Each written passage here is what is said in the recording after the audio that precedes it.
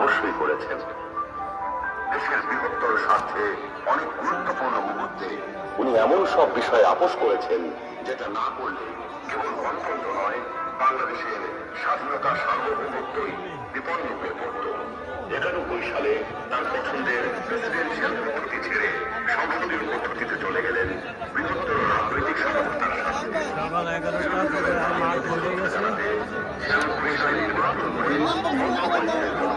সংসদের পেছনে বসেন, বসে তত্ত্বাবধায়ক সরকার সংবিধানে যুক্ত করে ক্ষমতা ছেড়ে নির্বাচন দিয়ে বিরোধী দলে গিয়ে বসেন।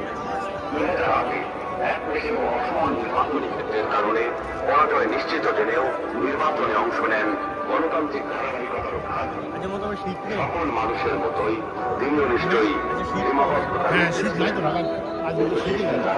সৌজন্যবোধ, দৃঢ়তা, দূরদর্শিতা এবং প্রজ্ঞার সমন্বয়ে তিনি হয়ে উঠেছেন বাংলাদেশের রাজনৈতিক ইতিহাসের এক অনন্য চরিত্র।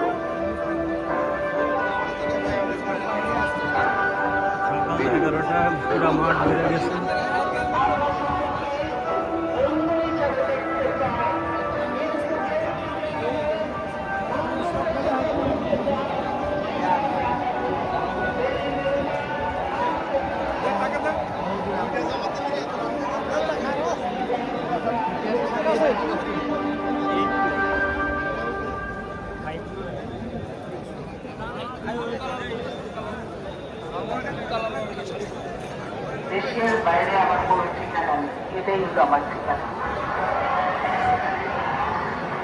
এই দেশ, এই দেশের মানুষ আমার সবকিছু। কাজে আমি দেশের বাইরে